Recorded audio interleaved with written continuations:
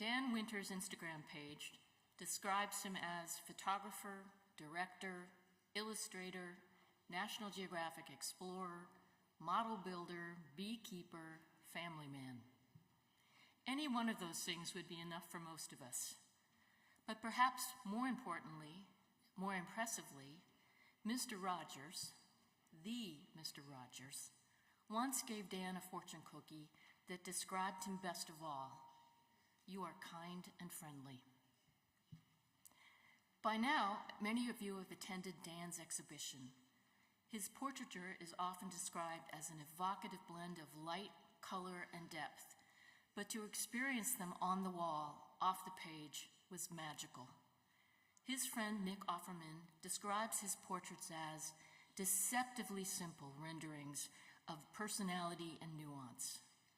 On his site, people are put into various categories: actors, musicians, presidential, people of interest, friends and neighbors, etc. Of course, if I had a friends and neighbors list, it would not include the Dalai Lama or Sandra Bullock. But as our mutual friend Stephen Wilkes says, Dan brings his heart to every subject. He makes a connection and creates an atmosphere of trust. Stephen says, friendship can't help but follow, that Dan is irresistible. Stephen also said, Dan is unique. What I love about him is his pure passion for photography. Now, passion is a word that kept coming up in my conversations about Dan. His photo editor at National Geographic, Todd James, said, "The art to his signing is to try to align the work to the photographer's passion. With Dan, you give him the latitude to make the story his own. You learn when to step back, to let him make his photographs, and to unleash that vision." Obviously, Dan is more than portraiture. If you have Dan on your bookshelf, you can, of course, immerse in his stunning range of portraits and periodical photographs in America, icons and ingenuity. But you can also engage with his reflections on his career, described as a shared philosophy on photography in Road to Seeing, a deeply personal collection of work made in New York City in The Gray Ghost, and Last Launch, a visual salute to the Space Shuttle program. Now, another thing about Dan that must be shared is his partnership with his wife, Catherine.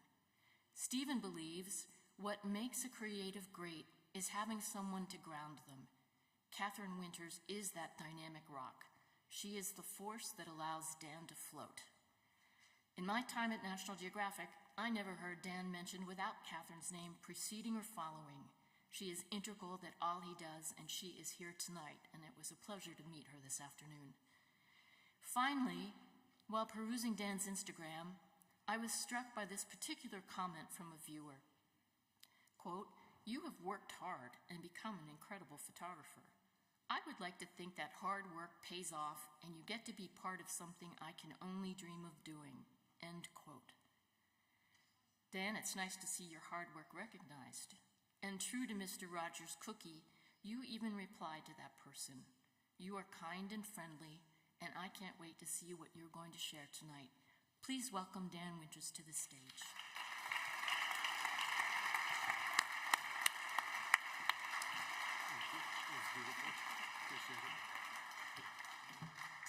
Hello, everyone. I'm really grateful to be here. I want to thank Luca and his family for putting this event together. It's a beautiful event. It's so beautiful. It's so nice to be here in Siena. Sergio, thank you for everything, all your tech support. I want to thank my wife, Catherine, who's sitting over there.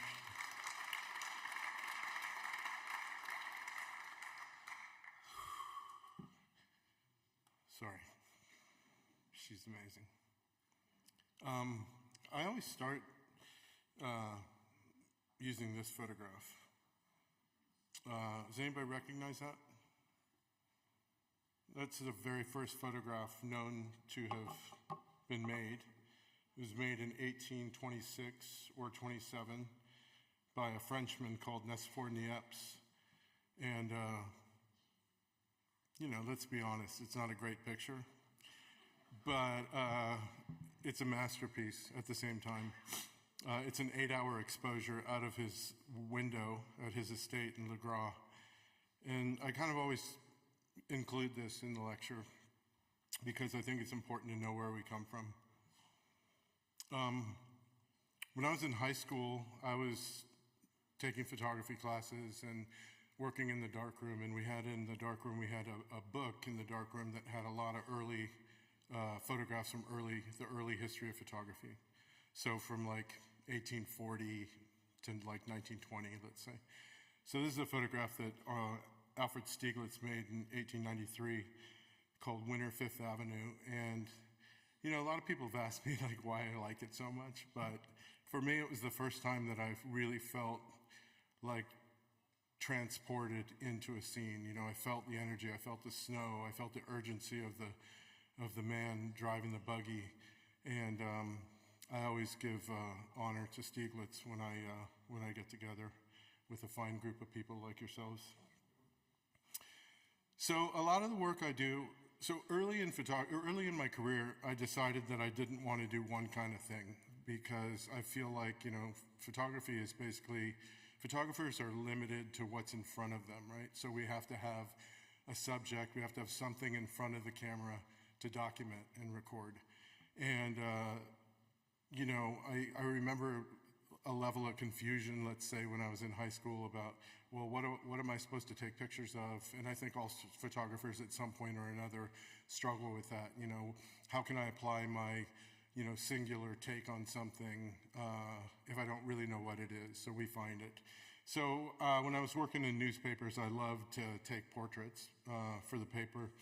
And so I thought, you know, I definitely wanted to do portrait photography for, you know, kind of part of what I do. So I do a lot of actors, and, you know, I really like working with, like, things that are functioning properly. Like, I'm not really interested in, like, working in sort of dysfunctional environments. I'm really happy that people are out there doing that, but it was never something, like, I remember even being at the newspaper and thinking, like, I'm not interested in, like, going into a war zone. There's plenty of people that want to do that kind of stuff. I want to work with artists, and I want to work with writers and athletes and directors, and that kind of, for me, was like, that was kind of interesting for me. The danger is that these animals live in this environment high up in the hills in Hollywood, and they're very dangerous. And sometimes I take a gun to the shoot just in case they attack me. But that was awesome, by the way. The only reason I did that is because I feel really out of place after all these environmental, like, and I'm like, oh, hey, you know, anyway. But here's a little bit of environmental bent on an image. This was a photograph of Angelina Jolie, actually for National Geographic. And this was a collaboration between she and I. There's a photograph that Richard Avedon did in 1980 of a beekeeper called Ronald Fisher. And they shaved all the hair off of his head and his face and his eyebrows. And they did this picture of him covered in bees as though he were like a sideshow attraction. And Angelina had started an initiative, worldwide initiative with UNESCO to educate and train women beekeepers worldwide. So this is kind of a response to, you know, of course, there's that adage of every assignment is, you know, needs to be sort of the appropriate response to the assignment. And so she and I talked and decided, like, oh, could we put bees on me, et cetera, et cetera. It was a long story to get it to work, but she stood there with bees all over her for 18 minutes and never flinched, never complained, no stings, one sting on the way back to hair and makeup, but, you know, it was a pretty kind of a cool moment. And we actually had problems because so many bees were going on her because I put queen bee pheromone all over her. So they communicate with pheromones, bees do, also by sort of like physical interaction as well, but pheromones are a big piece for bees. And so we put queen bee pheromone all over her body, so the bees crawled all over her, and did that photo for them. This is Ryan Gosling. I do a lot of set building. the environments that I kind of envision for my pictures don't usually exist anywhere. So we just make them. So that picture of Helen Mirren in that big room, that was a set we built. And this is a portrait of Ryan Gosling. This is for Blade Runner 2049. So I built that contraption he's looking through at my shop and shipped it out to LA for the shoot. And these are some more sets, Michelle. Same for this. This is a piece on the Matrix. So we built this set, shot it in Hollywood. Celia Huck, amazing actress.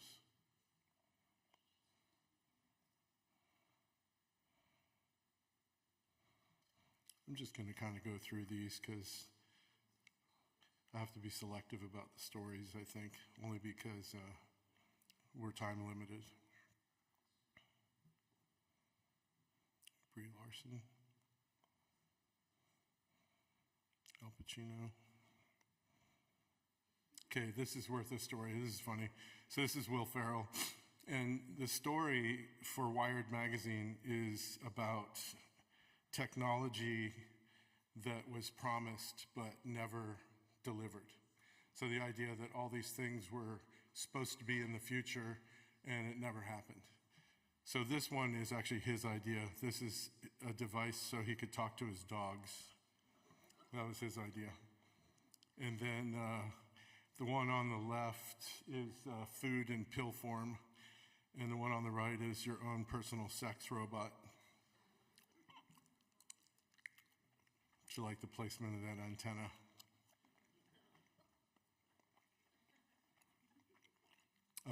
Where's my damn jetpack? And the other one was, I want my own laser gun. So those are fun, and those were big prop jobs and big set jobs, and it's a really good experience to do those. I like doing those stories. They're a lot of fun. I don't know if Stranger Things is like a thing here. Is it in Italy? Yeah, it is? Yeah, okay. So these are some of the stuff. I've done a lot of stuff for sort of episodic television. I do a lot of movie posters and stuff like that. Millie, again. So building this stuff is really really an interesting piece for me, creating these environments and envisioning the picture before the picture actually even arrives, before the subject arrives. I've always found very fascinating. Werner Herzog. Shooting Werner Herzog is really funny. You can do the shoot in like 10 minutes, but you want to hear him talk for an hour, so you just keep shooting. He's amazing to listen to his voice. Spike Jonze. This is a little of your long exposure ghosty picture. Yep. Ridley Scott, director. Jay-Z. Whoops, Tamika Jones. Leon Bridges. Ryan Bingham. Nikki Lane. Tupac. So I have a Tupac story. He came to my studio in Hollywood, and he came by himself, and it was just me and one assistant and Tupac. So it was a really cool, little intimate session. And I have a huge music collection, and so, I always ask, is there anything you want to listen to? And so his answer was he wanted to listen to Counting Crows, which no one can ever believe, especially my son and his friends. But yeah, we listened to it 3 times all the way through. It finished, and he was like, "Can we hear it again? Can we hear it again?" So it was kind of a interesting thing. I think I learned from that experience that true artists look outside of their own genre for inspiration. So that they're not sort of looking at their genre to try to gain inspiration from it. They're looking sort of in other places. And I've really always tried to do that myself, what I'm looking at, what I'm reading. I read a lot of science stuff. Willie's getting old. He's not as old here, but he's definitely getting old. This is Michael Jordan portrait. So this was a Nike ad, and it was one of those ones where it had been approved like all the way up. So making the photo was kind of a formality. And Mike showed up. It was like a 9 a.m. call in New York on set. And we had all the rings there. And I knew this was going to happen. So I brought some cutters, because if you think about rings, they're only fitted for one finger. They're not fitted for all your fingers. So we had to like cut the backs of the rings and open them up, which mortified the guy from the ring place, because I think they're like, I don't even know how much they are, like $50,000 rings or something ridiculous. But, you know, I'm sure they could repair them, but it was kind of one of those moments where kind of a little bit of absurdity. This guy is interesting. This guy was an art forger. And I learned a lot from this assignment, actually. He was an art forger. It was a story on lying, and it was for National Geographic. And what he would do is he would make these paintings. But if you're an art forger, you don't like forge the Mona Lisa, right? You forge a painting that Da Vinci could have painted around the same time as the Mona Lisa, and then it becomes like a lost Da Vinci painting, right? So this guy would study artists, and he would make paintings that could easily have been made by this painter. This painter was, I can't remember his name, but he was kind of like a folk painter, and like 1809, I think, is when that painting would have been done. And so he'd make all these paintings, and he ended up, what he did, he was very wealthy, so he would just donate the paintings to museums. And he had there were like 60 museums in the US that had his paintings. And it's really funny talking to him, because he would talk about different painters that he'd forged and got into museums. And he'd talk about how easy, like, he's like, oh, Da Vinci, so easy to do, so easy. And other ones, he's like, oh my God, that guy is so easy to paint. So I thought it was kind of interesting. But the little girl with the dress was just a gift. You know, there was a dress shop across the street from his gallery. And the daughter of the woman that owned the dress shop had a blue dress that felt like the painting, and it just came together. It was like not produced. There was just me and one assistant, no stylist or anything. So it was kind of, sometimes if you really look for things, they manifest themselves. This is a scientist who lost his memory because he was experimenting on himself with like brain implants. And they completely lost his memory. Those were wired. And that's one of those ones too, when you show up, like, what are we gonna do? Like, I don't know, you know, you just kind of like, you look for like the plan B. You look for like, what could it be, you know? This is an entomologist, Jerry Hayes, beekeeper also. We just used honey on a piece of glass. Bill Gates, that was from the New York Times. Schwarzenegger, the Governor. George Bush at his ranch in Texas. So good editorial story for this. So I always try to, like, what's the editorial angle on this? What's the story? What's the story? So this is for the New York Times, and it was right at the end of his campaign. And I talked to the magazine, and I was like, look, you know, there is no way in hell he's going to get this nomination. It's just not going to happen. And so I felt like I needed to do something that kind of indicated, like, maybe reflecting on this experience or reflecting on this attempt, you know. So I shot some stuff in profile and then had him turn away for a couple frames. And for me, that was like the editorial piece. That was the story piece.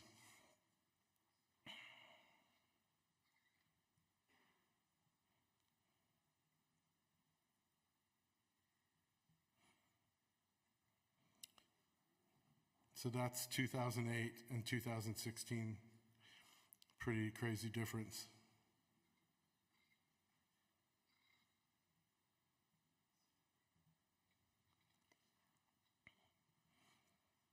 This is a photo essay I did on a World War II veteran. Ray Halliburton was his name. He lived in Luling, Texas. He's passed away now. But I did this for Smithsonian, and I tried to just create like a little window into his life and what sort of, he was one of those soldiers that I called, he enlisted at the beginning of the war, like so many did. He left his hometown. He went to Europe. He was actually captured by the Germans. He was a POW, and he was released, and he went back home, and he never went away again. The furthest he ever left from Luling, Texas was he went to Dallas one time, and that was it. So he's kind of one of those, like, not accidental, but like gentleman soldiers. So, the stuff he kept, I felt like documenting the stuff he kept and the kind of the evidence of a life lived. He lives in Luling, which is a barbecue mecca. If anybody's ever been to Luling, Texas, barbecue is like high up on the agenda there.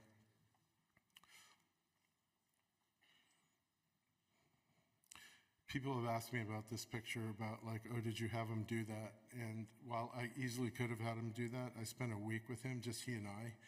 I was lighting everything with hot lights. And every day when we ate lunch, he would do this before we ate. So I just set up a camera on a tripod and I lit the scene, and then I left and I went and got the food, and I brought the food back and put it down and just went over to the camera and just waited for this, and then shot, I think I shot 4 or 5 frames, and then we had some barbecue for lunch. But he's kind of unique in that regard. This is his little Bible, Army issue Bible.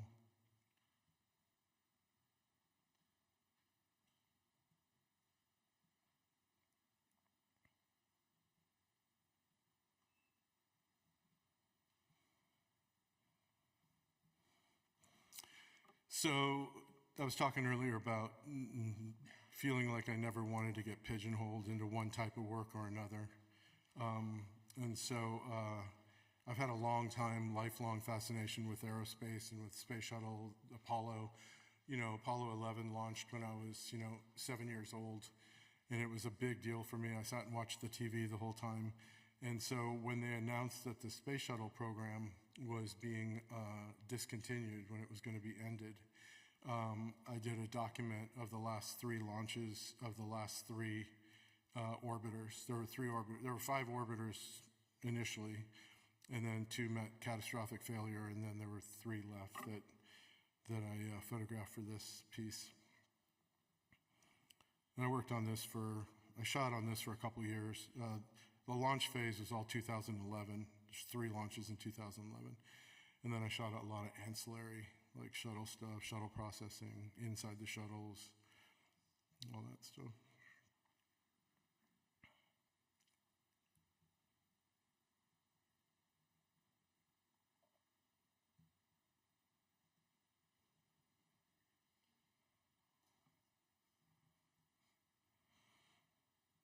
This is moving the shuttle Endeavour through the streets of Los Angeles. It's kind of a funny picture. I don't know if you can tell how big the girl's earrings are. They're just like massive. And then the other thing I like is that the light's red. I don't know why, it just cracks me up. I crack myself up with this stuff. Anyway. So I've been working for about 2 years on a project for National Geographic on the Artemis program, which is the program that's eventually going to land a man and a woman on the moon. We were hoping 2026, probably going to take a little longer than that. Just there's been a lot of delays, but this is a core stage engine test at Stennis Space Center. So that's kind of moment of ignition. It's 4 engines firing, and that's a test stand. It's a Soyuz launch in Kazakhstan, night launch. Night launches are really dramatic to watch, but they're harder to photograph because the vehicle isn't lit by anything. So the light source is the fire, and that's it. So you got to pretty much get it while it's close to the ground so that it's kicking up and lighting the vehicle. This is SN8, which is the Starship 8. It's a SpaceX vehicle that exploded, like catastrophic failure on landing. I don't know if this was like last year or year before last, I can't remember, but it was pretty dramatic shooting that. You know, of course, I was trying to just shoot the normal landing, and this is kind of what we were met with, which was pretty dramatic. But of course, Elon tweeted moments later that it was a resounding success, as he always does, because we gathered all the data we need to move forward. So I love kind of his optimistic spin on things, but this is the passenger of Artemis 1. It's a dummy called Campos, which I thought was kind of funny. It was a solid rocket booster test like 2 months ago, I think, in Utah. So this kind of was so sacred to me to be able to shoot this. I got 6 hours with the Apollo 11 capsule, once again also for National Geographic. But that was a kind of amazing, you know, to be able to light it. And we had 40 feet of black background and blacked out the floor, and, you know, it was a whole ordeal to, like, photograph it floating in space like this, you know. And Nat Geo has this really strict, like, no retouching policies. So, like, you know, something that should take, you know, an hour ends up taking so long because we're, like, flying all this black duvetine and stuff behind it. But it was really worth it. I think it's really special, and it was a really special experience for me. This is Neil Armstrong's suit on the right. It's the one he wore on the moon. You can see it still has lunar dust all over the knees and the feet. And then the other suit was John Glenn's suit, so from Friendship 7, first American to orbit the Earth. Apollo 11 mission control. It's like a time capsule. It looks exactly like it looked in like 1969. Nothing's changed. It's really cool. It's a National Historic Site, so they just don't mess with it. But we were able to get in there and shoot it, which has worked out really well. Whoops. So this is the Artemis spacecraft it was gonna launch on the 27th and then the 2nd, and now it's back in the building, and I gotta go back down there to shoot it, I think in early November or something like that. But it's beautiful. It's almost as high as the Apollo spacecrafts, the Saturn V's. I think it's 322 feet high, and the most powerful rocket ever built, 8.6 million pounds of thrust, I think. That's Armstrong's glove that he wore on the moon. Okay, so this is so I studied entomology. Where's out there? Anywhere. So I dug the rainforest stuff. Obviously, the tree hoppers were next level. So I studied entomology, and I'm a beekeeper. So I did this photo essay for Texas Monthly on bees, and I shot all this stuff with a scanning electron microscope at UT, Texas. So that's the face. If you're looking it's like a portrait of a bee with its tongue extended. You can see the little fibers on the tip of its tongue, which would get it way down into the nectar. Kind of the sheath opens up and the tongue comes out. Pretty fascinating little creatures. That's a stinger. How do you say stinger in Italian? That's what it is. This is a queen.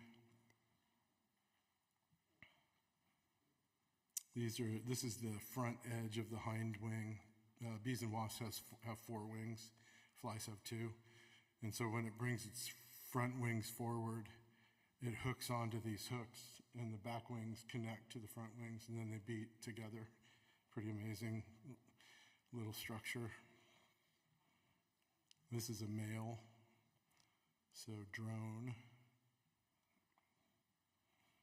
And then I'm going to wrap it up with the series of photographs. I hate the word personal work, personally. I don't like the word personal work. Only because I feel like all of it is. If you're putting yourself completely into the work, it's kind of ends up being all personal work.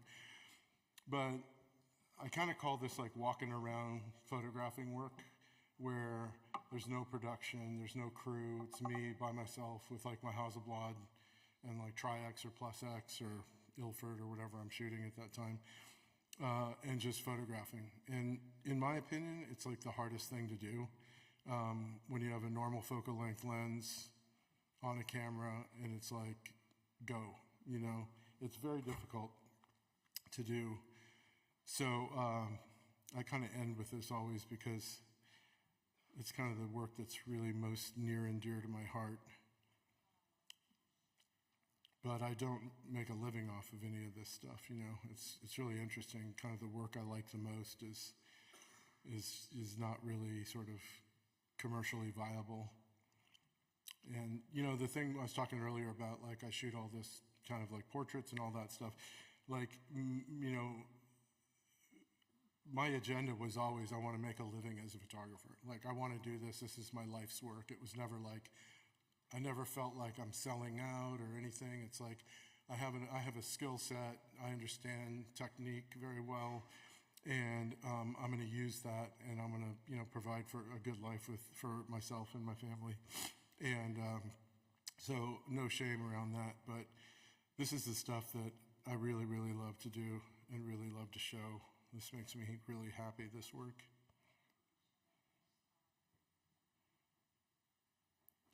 Very simple, just simple. A lot of like window lights, picture Orion, just in this building in LA, in downtown LA. Linus Pauling. But all just Hasselblad, available light, nothing, no reflectors, no crew, no nothing. It's kind of really liberating to work like this. Dalai Lama, window light, very simple. Bullock.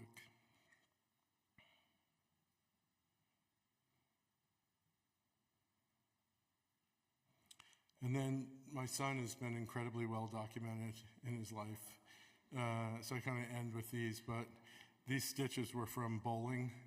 You know bowling, right? So I went like this, and he was walking up behind me, and the ball hit him right in the chin. So, and it was his birthday.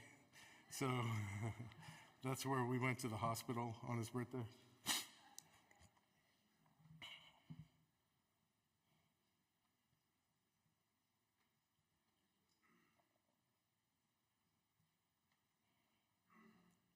This is him and his first girlfriend. It's in our 54 Chevy. We have a 54 Chevy.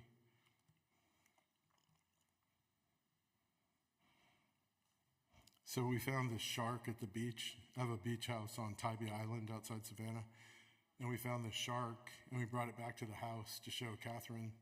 And then we buried it in the backyard. And then we went upstairs, and we ate lunch. And then we came back down because we were going to go to the beach again. And the shark was in the front of the house. And for a minute, he was like, "Oh my God, do you think it was still alive?"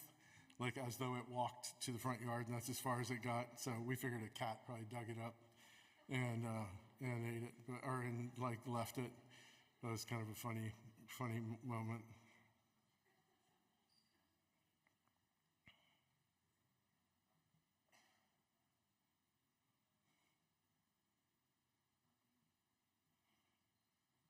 This is my father.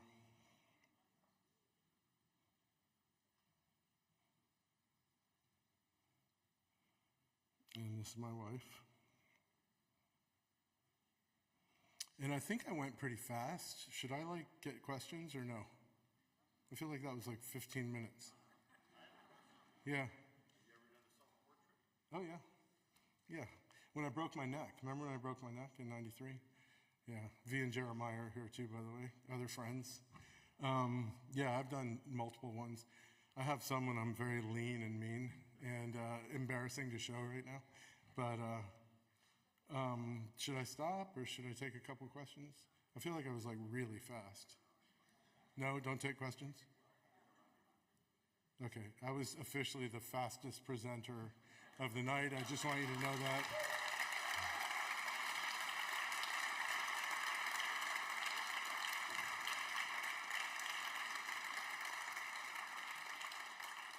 Thanks very much.